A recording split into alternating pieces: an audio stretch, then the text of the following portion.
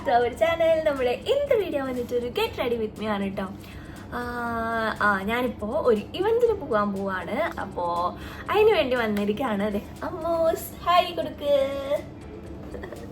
അമ്മൂസ്, ഞാൻ, അന്നക്കുട്ടി, അച്ഛൻ, ഞങ്ങൾ 4 പേരും കൂടിയിട്ട് ഒരു ഫാമിലി ട്രിപ്പായിട്ടാണ് വന്നത്. ഈ പ്രോഗ്രാം അറ്റൻഡ് ചെയ്യുക. അത് കഴിഞ്ഞ് ഞങ്ങൾ താജ്മഹലും കുത്തബ് മിനാറും റെഡ് ഫോർട്ടും ഒക്കെ കാണുന്ന ഒരു എന്താണ് ഒരു സ്ഥലങ്ങളും കൂടിയിട്ട് കാണാമെന്ന് വിചാരിച്ചിട്ടാണ് ഡൽഹിയിലോട്ട് വന്നത്.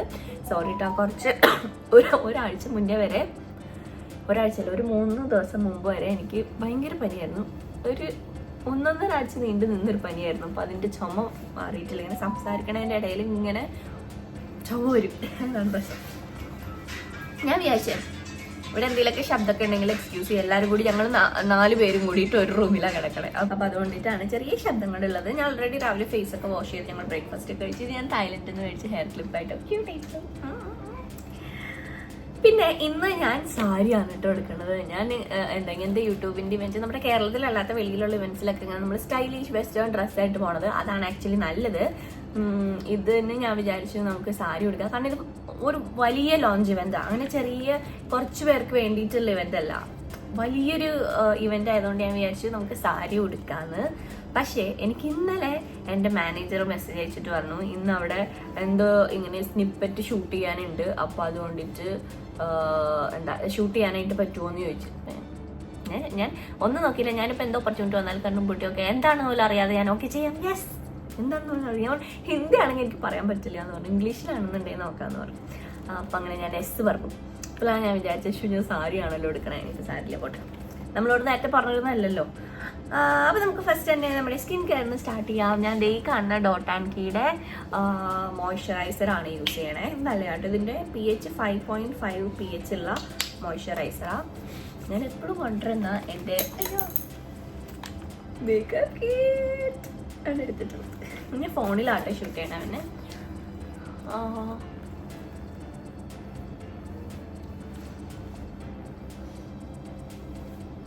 പിന്നെ ഇനി നമുക്ക് വോയിസ് ഓവർ ചെയ്യാം. അതല്ലെങ്കിൽ ഞാൻ സംസാരിച്ച് ഷൂട്ട് ചെയ്തതിന് ഒത്തിരി സമയം എടുക്കും.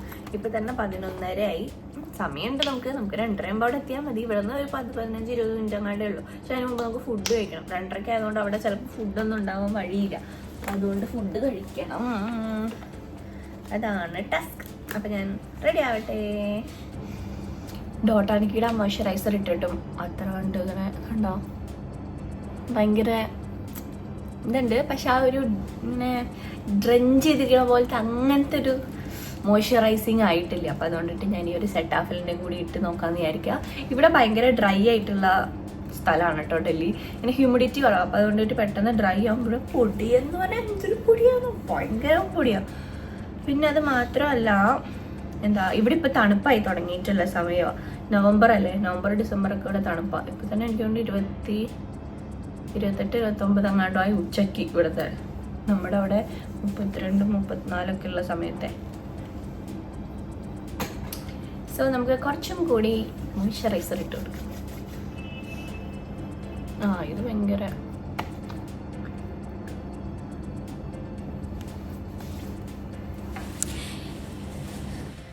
ഇനി നമുക്ക് പ്രൈമർ ഇടാം. പ്രൈമറിന് വേണ്ടി ഞാൻ ഈ ഒരു Colorbarൻ്റെ പെർഫെക്റ്റ് മാച്ച് പ്രൈമർ ആട്ടെ യൂസ് ചെയ്യണേ.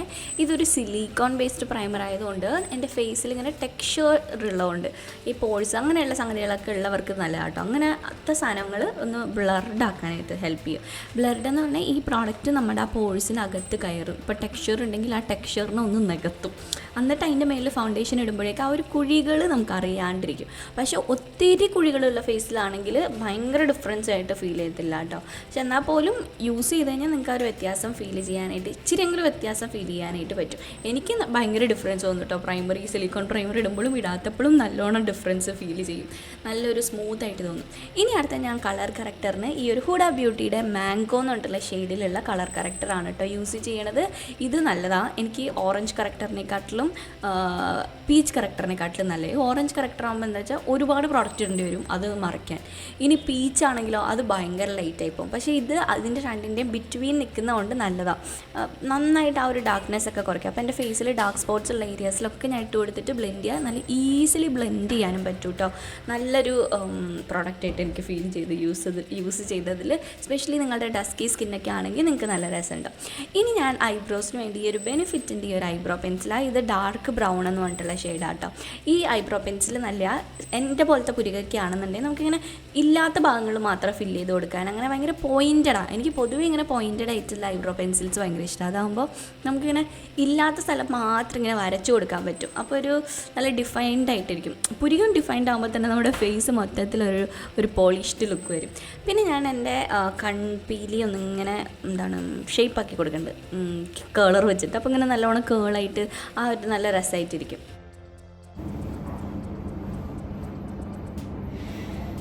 Hello guys.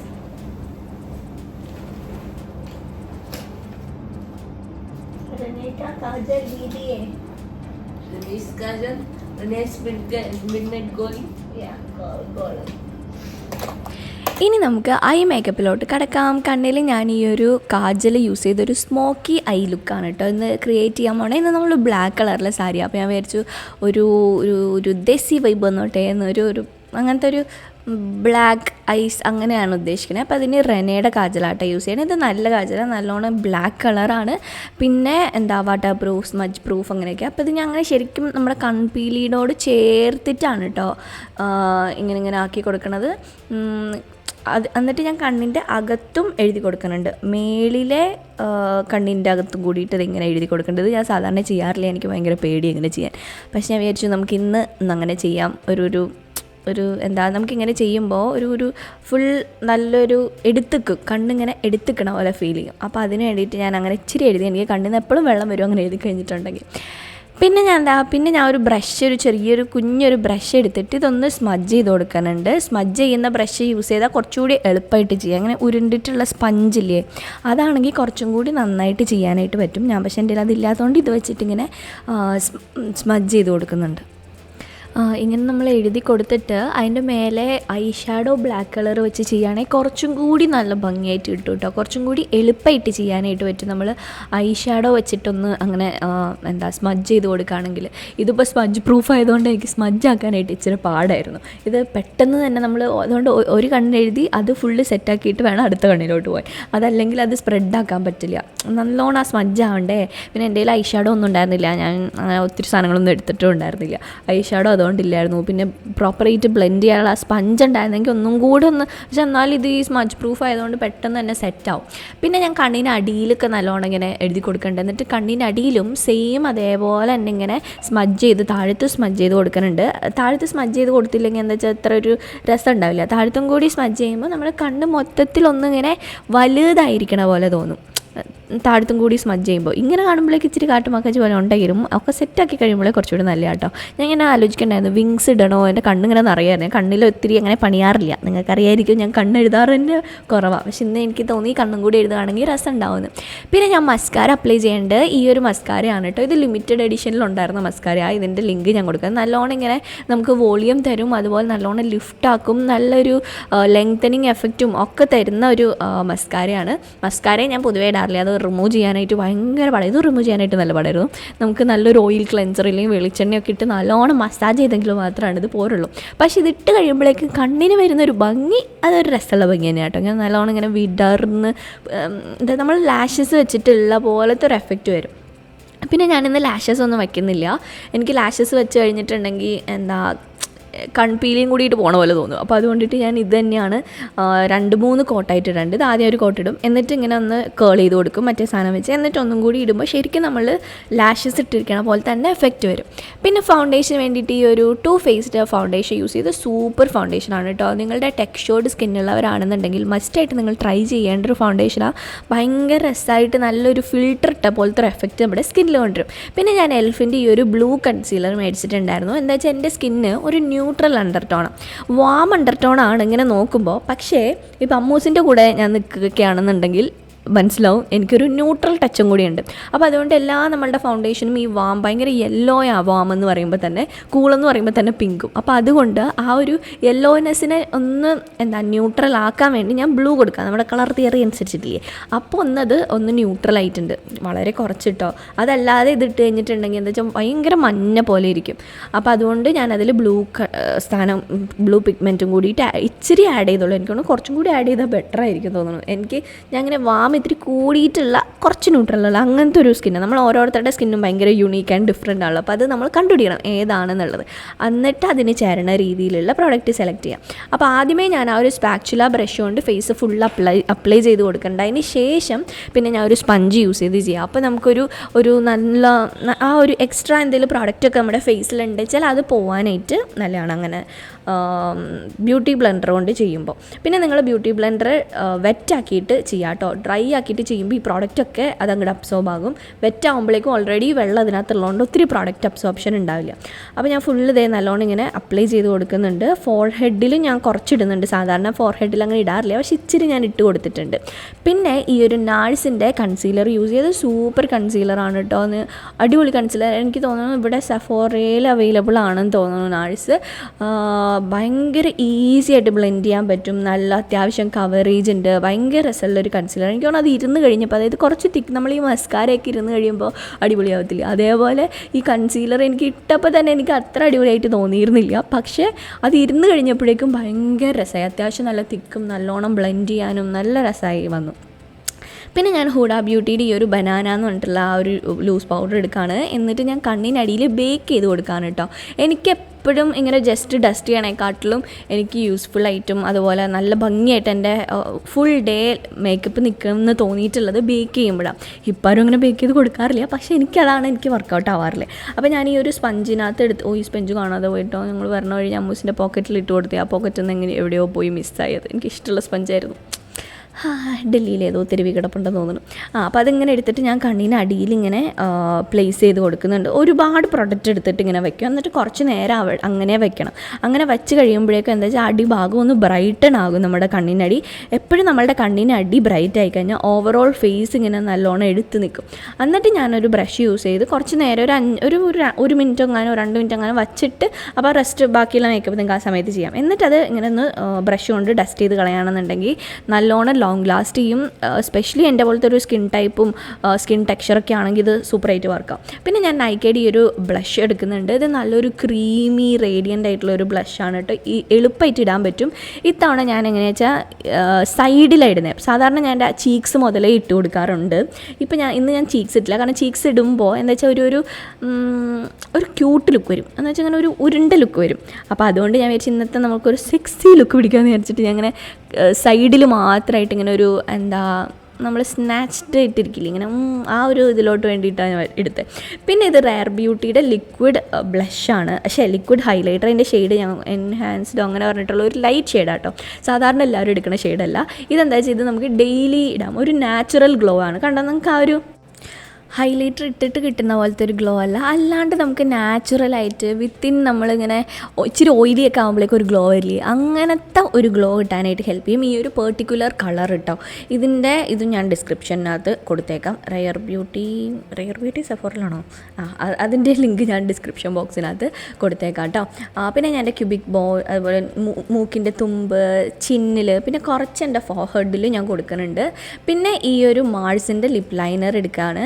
ഇത് നല്ല ക്രീമി ആയിട്ടുള്ള ലിപ്പ് ലൈനർ ആട്ടോ. അപ്പോൾ ഇത് ഞാൻ എൻ്റെ ഈ ചുണ്ടിൻ്റെ ആ നടുക്ക് പോഷൻ മാത്രമേ ശകലം കയറ്റി വരയ്ക്കുന്നുണ്ട്. കാരണം എൻ്റെ മേലിലെ ചുണ്ടി ചെറുതായതുകൊണ്ട് അത് നിങ്ങൾക്ക് അത്ര മനസ്സിലാൻ വഴിയില്ല. ഞാൻ പണ്ട് മുതലേ അങ്ങനെ ചെയ്യണതുകൊണ്ട് അതിപ്പോൾ ഓൾറെഡി അങ്ങനെയാണ് ലിപ്സ്റ്റിക്ക് ഞാൻ എപ്പോഴും ഇടുമ്പിടാറ്. അപ്പോൾ അങ്ങനെ ചെയ്ത് ബാക്കിയുള്ള ലൈൻ കറക്റ്റായിട്ട് എടുക്കാം കേട്ടോ. പിന്നെ ഞാൻ സെറ്റിംഗ് സ്പ്രേ എടുക്കാനായിട്ട് മറന്നുപോയി. സെറ്റിംഗ് സ്പ്രേ കൂടി ഉണ്ടെങ്കിൽ ഒന്നും കൂടെ നന്നായിട്ട് ലോങ് ലാസ്റ്റ് ചെയ്യും കേട്ടോ. പിന്നെ ഞാൻ എൻ്റെ സാരി കൊടുക്കുകയാണ്. സാരി ഓൾറെഡി ഞാൻ പ്ലീറ്റ്, ഈ മേളിലെ പ്ലീറ്റ് ഓൾറെഡി സെറ്റാക്കിയിട്ടാണ് കൊണ്ടുവന്നിട്ടുണ്ടായിരുന്നത്. അപ്പോൾ അതുകൊണ്ട് കുറച്ചും കൂടി എളുപ്പമായിരുന്നു. പിന്നെ അമ്മൂസ് ഹെൽപ്പ് ചെയ്ത്, പിന്നെ ആണെങ്കിൽ ഞാൻ പിന്നുകൾ എടുക്കാനായിട്ട് വിട്ടുപോയിട്ടുണ്ടായിരുന്നു. പിന്നെ ഇത് Rom&nd എൻ്റെ പേരെന്താ, അതിൻ്റെ സീറോ വെൽവെറ്റിൻ്റെ കേട്ടോ. ഇത് ബ്യൂട്ടിഫുൾ അടിപൊളിയായിട്ടുള്ള ഒരു ലിപ്സ്റ്റിക്കാണ്. ഇതാണ് ഞാൻ ഈ ട്രിപ്പിൽ ഫുൾ ഇട്ടിട്ടുണ്ടായിരുന്നത് ലിപ്സ്റ്റിക്ക്. നല്ല രസമുള്ള കളറാണ്. അത് ഞാൻ നടുക്കിട്ടിട്ടൊന്ന് സ്പ്രെഡ് ചെയ്ത് കൊടുക്കുക. ഓൾറെഡി ലിപ്പ് ലൈനർ ഇട്ടുകൊണ്ട് നമുക്ക് ആ ഒരു ഒരു പൗട്ടി ലിപ്സ് പോലത്തെ ഒരു എഫക്റ്റ് കൊണ്ടുവന്നിട്ടുണ്ടായിരുന്നു. പിന്നെ ഈ എൽഫിൻ്റെ ലിപ് ഗ്ലോസും കൂടി കൊടുത്തായിരുന്നു. ഈ ലിപ് ഗ്ലോസ് നല്ലോണം ലോങ് ലാസ്റ്റ് ചെയ്യും. പിന്നെ ഞാനൊരു ഐലൈനർ യൂസ് ചെയ്ത് ഒരു കുഞ്ഞ് ഒരു പൊട്ട് കൊടുത്തിട്ടുണ്ട്. ഇതും റെനയുടെ ഐലൈനറാന്ന് തോന്നുന്നു. ഇതാണ് നമ്മുടെ ഓവറോൾ ആയിട്ടുള്ള ലുക്ക്. എനിക്ക് നല്ലോണം ഇഷ്ടപ്പെട്ടു. നിങ്ങൾക്ക് ഇഷ്ടമായോ എന്നുള്ളത് താഴെ കമൻറ്റ് സെക്ഷനിൽ പറയാം. ഓക്കെ, അപ്പോൾ ഇതാണ് എൻ്റെ ഇന്നത്തെ മേക്കപ്പ്. എനിക്ക് മേക്കപ്പ് ഇന്ന് വന്നത് ഭയങ്കര ഇഷ്ടമായിട്ടോ. നല്ല രസമില്ലേ? നല്ലൊരു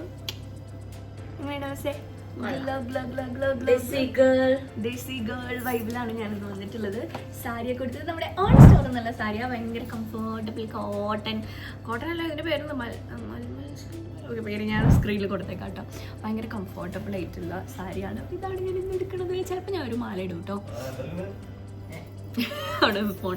പിന്നെ ഈ സിൽവർ വള ഇട്ടിട്ടുണ്ട്. ഈ ഒരു ബ്ലൗസ് ഇതിൻ്റെ കൂടെ പെയർ ചെയ്തിരിക്കുന്നത്. പിന്നെ ഹെയർ ഞാൻ സ്ട്രെയിറ്റ് ചെയ്തു. കുറേ നാളുകൾക്ക് ശേഷം ഞാൻ മുടി സ്ട്രെയിറ്റ് ചെയ്തത്. അല്ല, ഇന്നലെ സ്ട്രെയിറ്റ് ചെയ്തായിരുന്നു കേട്ടോ ഇങ്ങോട്ട് വരാൻ നേരം.